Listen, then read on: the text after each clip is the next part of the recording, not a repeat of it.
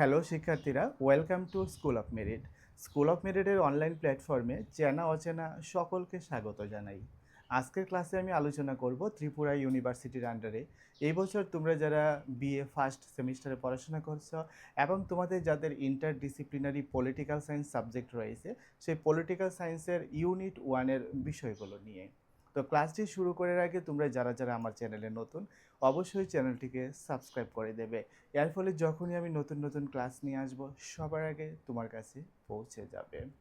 তো তোমাদের ফার্স্ট ইউনিটে যে টপিকগুলো রয়েছে সেই টপিকগুলো আমি ধাপে ধাপে বিস্তারিতভাবে তোমাদের সামনে আলোচনা করব। অবশ্যই তোমাদের এই টপিকগুলোর আলোচনা শোনা বোঝা একান্ত প্রয়োজন, কারণ তোমাদের এমসিকিউ আসবে পরীক্ষাতে। আর সব এমসিকিউ কমন নাও আসতে পারে। আর যদি আলোচনাটা তোমরা ভালোভাবে বুঝো তাহলে আনকমন এমসিকিউগুলো আসলেও তোমরা আনসার করতে পারবে এবং পরীক্ষাতে আনসার করলে তোমাদের কারেক্ট হওয়ার সম্ভাবনাটা বেশি থাকবে। তো আমি আলোচনা করব নির্বাচনী গণতন্ত্র নিয়ে এবং নির্বাচনী গণতন্ত্রের যে গুরুত্বপূর্ণ বিষয়গুলো রয়েছে সেগুলো নিয়ে। তো আমাদের দেশে কিভাবে নির্বাচন হয়, ভোটার হিসেবে আমাদের দায়িত্ব কী, এবং একজন যোগ্য প্রার্থীর কি কি গুণাবলী থাকে সেগুলো নিয়ে আমরা ধাপে ধাপে আলোচনা করব এবং বুঝব। তো আমাদের ফার্স্ট যে টপিকটা সেটা হচ্ছে ইলেকটোরাল ডেমোক্রেসি, যার বাংলা হচ্ছে কি নির্বাচনী গণতন্ত্র, এবং সাথে থাকছে মেথডস অফ রিপ্রেজেন্টেশন, প্রতিনিধিত্বের যে পদ্ধতি সেগুলো। তো আমাদের দেশ একটা প্রতিনিধিত্বমূলক গণতন্ত্র। এর অর্থ কি? এর অর্থ হচ্ছে আমরা তো জানি যে গণতন্ত্রের মূল ভিত্তি হচ্ছে কারা? জনগণ। কিন্তু জনগণ হলেও জনগণ তো আর সরাসরি দেশ শাসন করে না। আমি তো আর দেশ শাসন করি না, তুমি তো আর দেশ শাসন করো না বা দেশ পরিচালনা করো না। তো আমরা কি করি? আমরা আমাদের একজন প্রতিনিধিকে নির্বাচন করি, যে আমাদের হয়ে দেশটা পরিচালনা করে, যে লিডারশিপের দায়িত্ব পালন করে। তো এই যে প্রতিনিধিত্ব, এই প্রতিনিধিত্বটাকে কিভাবে আমরা নির্বাচন করব সেটাই হচ্ছে আমাদের আলোচ্য বিষয়। তো আমাদের নির্বাচিত প্রতিনিধিরা আমাদের হয়ে শাসন কার্য পরিচালনা করেন। এই যে প্রতিনিধি নির্বাচনের প্রধান পদ্ধতি, সেই পদ্ধতিটা কি? সেটা হচ্ছে ভোটদান। আমরা যে ভোট দিয়ে থাকি। তো ভারতে দুই ধরনের প্রধান নির্বাচন ব্যবস্থা প্রচলিত আছে। এক নাম্বার কি? এক নাম্বার হচ্ছে প্রত্যক্ষ নির্বাচন, যেটাকে ডিরেক্ট ইলেকশন বলা হয়। তো এই ডিরেক্ট ইলেকশনের ব্যাপারটা কি? এক্ষেত্রে ভোটাররা সরাসরি তাদের পছন্দের প্রার্থীকে ভোট দেন। যেমন লোকসভা বা বিধানসভা নির্বাচনে আমরা সরাসরি কী করি? একজন এমপি বা এমএলএ কে আমরা কী করি? ভোট দিয়ে নির্বাচিত করে থাকি। আরেকটা হচ্ছে কি আমাদের পরোক্ষ নির্বাচন, যেটা হচ্ছে ইনডিরেক্ট ইলেকশন। তো পরোক্ষ নির্বাচনের ব্যাপারটা কি? এক্ষেত্রে ভোটাররা সরাসরি প্রার্থীকে ভোট দেন না, বরং কী করেন? তাদের নির্বাচিত প্রতিনিধিরা অন্য কোনো পদে প্রার্থীকে ভোট দেন। উদাহরণস্বরূপ যেমন রাষ্ট্রপতি নির্বাচনে সাধারণ জনগণ ভোট দেন না। আমাদের নির্বাচিত এমপি এবং এমএলএরাই রাষ্ট্রপতিকে ভোট দিয়ে নির্বাচিত করেন। অর্থাৎ প্রথম ধাপে আমরা কি করি? এমপি বা এমএলএকে আমরা নির্বাচিত করি। তারা কি করে? তারা রাষ্ট্রপতিকে নির্বাচন করেন। অর্থাৎ এরা পরোক্ষ পদ্ধতিতে এটা সংগঠিত হয়ে থাকে। তো আমাদের সেকেন্ড আরেকটা টপিক রয়েছে, যেটা হচ্ছে নির্বাচনী রাজনীতির চ্যালেঞ্জগুলো, কী কী সমস্যাগুলো রয়েছে। তো আমাদের নির্বাচনী ব্যবস্থায় কিছু গুরুতর চ্যালেঞ্জ বা সমস্যা রয়েছে যা গণতন্ত্রকে দুর্বল করতে পারে। যেমন কি? যেমন এক নাম্বার হচ্ছে ইনফ্লুয়েন্স অফ মানি, যেটা হচ্ছে টাকার অভাব। তো এই টাকার অভাবের ব্যাপারটা কি? যেমন নির্বাচনে বিপুল পরিমাণ অর্থ ব্যয় হয়, তোমরা প্রত্যেকে জানো যে অনেক সময় ধনী প্রার্থীরা অবৈধভাবে টাকা খরচ করে ভোট কেনার চেষ্টা করেন, যা সৎ এবং যোগ্য প্রার্থীর জন্য নির্বাচনে জয়ী হওয়া কঠিন করে তোলে। তো এই বিষয়টা কিন্তু একটা চ্যালেঞ্জ হিসেবে কাজ করে। দ্বিতীয়ত, যেমন পেশি শক্তির প্রভাব, অর্থাৎ বল প্রয়োগের যে ব্যাপারটা, যেটাকে আমরা ইংরেজিতে ইনফ্লুয়েন্স অফ মাসেল পাওয়ার বলে থাকি।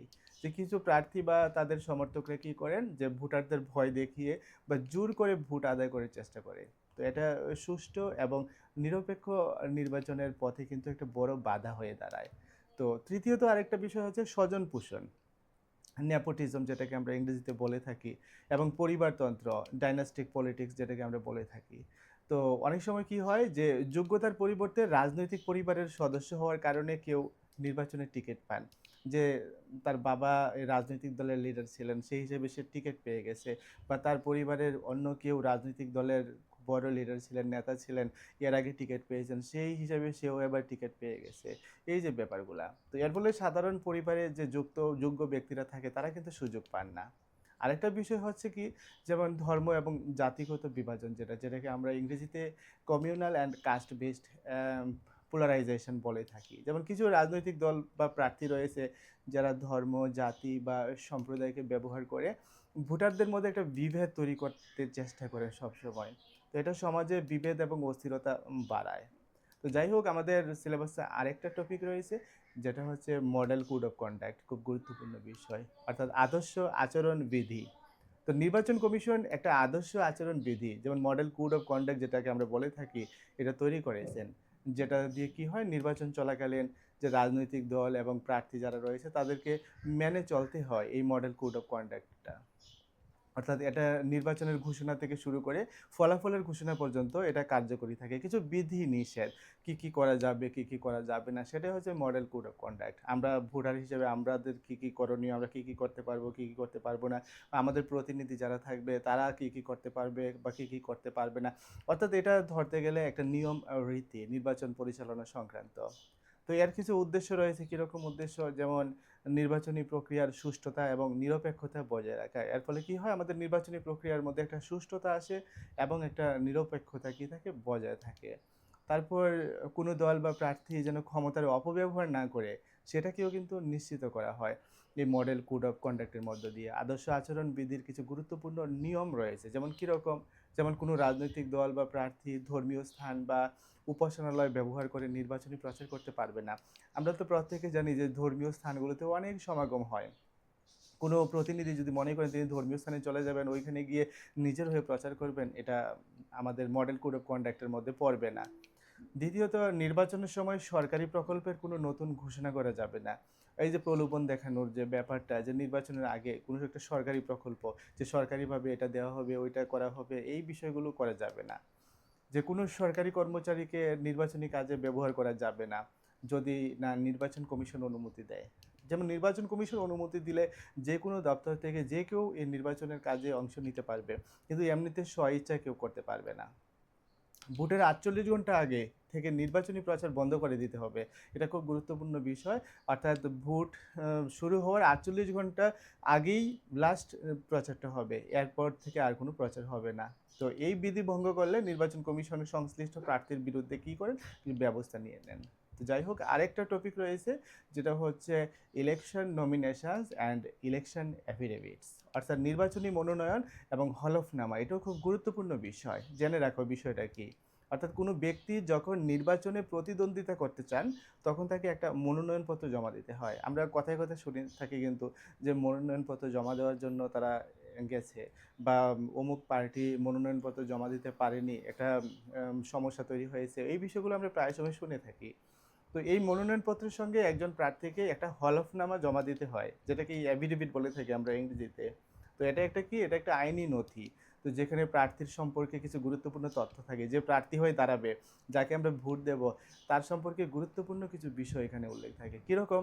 হলফনামায় যে তথ্যগুলো বাধ্যতামূলক উল্লেখ করতে হয় সেগুলোর মধ্যে ১ নম্বর হচ্ছে শিক্ষাগত যোগ্যতা, এডুকেশনাল কোয়ালিফিকেশান। অর্থাৎ প্রার্থীর সর্বোচ্চ শিক্ষাগত যোগ্যতা কী তা এখানে উল্লেখ করতে হয়। তিনি কি এমএ পাস, নাকি তার অন্য কোনো হায়ার কোয়ালিফিকেশান রয়েছে, ওই বিষয়টা হলফনামার মধ্যে উল্লেখ থাকবে। দ্বিতীয়ত, তার অপরাধের রেকর্ড, কোনো ক্রাইমের সাথে তিনি যুক্ত আছেন কিনা, অর্থাৎ প্রার্থীর বিরুদ্ধে কোনো ফৌজদারি মামলা আছে কিনা, বা তিনি কোনো অপরাধে অভিযুক্ত হয়েছেন কিনা, তার বিস্তারিত বিবরণ এখানে দিতে হবে। তারপরে সম্পত্তি এবং দায়, যেমন প্রার্থীর নিজের, তার স্ত্রী বা স্বামীর এবং নির্ভরশীল সন্তানদের স্থাবর অস্থাবর সম্পত্তির সম্পূর্ণ বিবরণ এখানে দিতে হবে। একই সঙ্গে তাদের যদি কোনো ঋণ বা দায় থাকে তারও উল্লেখ করতে হবে। তো এই হলফনামা জনসমক্ষে প্রকাশ করা হয় যাতে সাধারণ মানুষ প্রার্থী সম্পর্কে জানতে পারে। আর লাস্ট যে টপিকটা আমাদের ফার্স্ট ইউনিটে, সেটা হচ্ছে নোয়িং ইউর ক্যান্ডিডেটস, অর্থাৎ তোমার প্রার্থীকে জানো। প্রার্থী সম্পর্কে তোমার কি করতে হবে? জ্ঞান নিতে হবে, প্রার্থীকে ভালোভাবে জানতে হবে, বুঝতে হবে। তো একজন সচেতন ভোটার হিসেবে আমাদের কিন্তু এটা দায়িত্ব। কি দায়িত্ব? যেমন ভোট দেওয়ার আগে আমাদের প্রার্থী সম্পর্কে ভালোভাবে জানা, আমরা কাকে ভোট দিচ্ছি, যাকে ভোট দিচ্ছি সে আমাদের যোগ্য প্রার্থী কিনা, ওই বিষয়গুলো আমাদের জানতে হবে। যে শুধুমাত্র একটা দলীয় প্রতীক দেখে বা মুখের কথা শুনে ভোট দেওয়া কিন্তু আমাদের উচিত নয়। তো তো তোমার প্রার্থীকে জানার জন্য তোমার কি কি করণীয় হতে পারে, তো সেগুলো আমি বলছি। প্রথমত, নির্বাচন কমিশনের ওয়েবসাইটে প্রতিটি প্রার্থীর জমা দেওয়া হলফনামা পাওয়া যায়। তো এটা পরীক্ষা করে প্রার্থীর শিক্ষাগত যোগ্যতা, অপরাধের রেকর্ড এবং আর্থিক অবস্থা সম্পর্কে তুমি জানতে পারবে। দ্বিতীয়ত, নির্ভরযোগ্য সংবাদ মাধ্যমগুলোতে প্রার্থীর প্রোফাইল, তার অতীত কর্মকাণ্ড এবং রাজনৈতিক ইতিহাস সম্পর্কে তথ্য থাকে, ওইখান থেকেও তোমরা সে প্রার্থীর সম্পর্কে জেনে নিতে পারো। আর কিছু সংস্থা রয়েছে যেমন এআরডিআর, যেটা হচ্ছে অ্যাসোসিয়েশন ফর ডেমোক্রেটিক রিফর্মস, প্রার্থীদের হলফনামা বিশ্লেষণ করে রিপোর্ট প্রকাশ করে। তো এই রিপোর্টগুলো যে তোমাদেরকে সঠিক সিদ্ধান্ত নিতে সাহায্য করতে পারে। মনে রাখবে যে আমাদের একটি সঠিক ভোটই কিন্তু দেশের ভবিষ্যৎ নির্ধারণ করে। তাই ভোট দেওয়ার আগে অবশ্যই নিজের প্রার্থীকে ভালোভাবে জেনে তারপর সিদ্ধান্ত আমাদের নিতে হবে। যদি তোমাদের কোনো প্রশ্ন থাকে এই আলোচনা সংক্রান্ত বিষয়ে, তাহলে কমেন্টে অবশ্যই জানাতে পারো। তো তোমাদের ফার্স্ট ইউনিটে এই বিষয়গুলোই রয়েছে। তো আশা করি এই আলোচনা থেকে তোমরা ফার্স্ট ইউনিটের বিষয়বস্তু সম্পর্কে ধারণা নিতে পেরেছো। এই ধারণাটা খুবই গুরুত্বপূর্ণ তোমাদের এমসিকিউগুলো পড়ার জন্য। অবশ্যই এই ইউনিট থেকে এমসিকিউ পড়ার আগে তোমরা এই আলোচনাটা ভালোভাবে বুঝে নেওয়ার চেষ্টা করবে। আর বাই দ্য বাই, আমাদের স্কুল অফ মেরিট মোবাইল অ্যাপ্লিকেশনে তোমাদের ফার্স্ট সেমিস্টারের প্রত্যেকটা সাবজেক্টের উন্নত মানের স্টাডি ম্যাটেরিয়াল রয়েছে। আসন্ন ফাইনাল পরীক্ষার জন্য তোমাকে কয়টা ব্রড কোশ্চেন পড়তে হবে সেগুলো উত্তর সহ আমাদের মোবাইল অ্যাপ্লিকেশনে দেওয়া রয়েছে। কী কী শর্ট কোশ্চেন পড়তে হবে সেগুলো দেওয়া রয়েছে। শুধু তাই নয়, তোমাদের ইন্টারনাল পরীক্ষা যা যা কোশ্চেন দেওয়া হচ্ছে কলেজ থেকে, সেগুলো সলিউশন করেও আমাদের মোবাইল অ্যাপ্লিকেশনে দেওয়া হচ্ছে। তোমাদের কী কী অ্যাসাইনমেন্ট লিখতে হবে সেগুলিও উত্তরসহ আমাদের মোবাইল অ্যাপ্লিকেশনে দেওয়া রয়েছে। সারা ত্রিপুরার প্রত্যেকটা কলেজ থেকেই ছাত্রছাত্রী আমাদের মোবাইল অ্যাপে, আমাদের অনলাইন প্ল্যাটফর্মে স্টাডি করছে। তুমি যদি মনে করো ঘরে বসে আমাদের সাথে অনলাইনে স্টাডি করবে, তোমার আসন্ন ফাইনাল পরীক্ষার সাজেশন নেবে, ঘরে বসে পড়াশোনা করবে, তাহলে স্ক্রিনে দেওয়া নম্বরে যোগাযোগ করতে পারো। তো আজকের মতো এখানেই শেষ করছি। প্রত্যেকে ভালো থাকবে, সুস্থ থাকবে। দেখা হবে আগামী ক্লাসে নেক্সট ইউনিটের আলোচনা নিয়ে।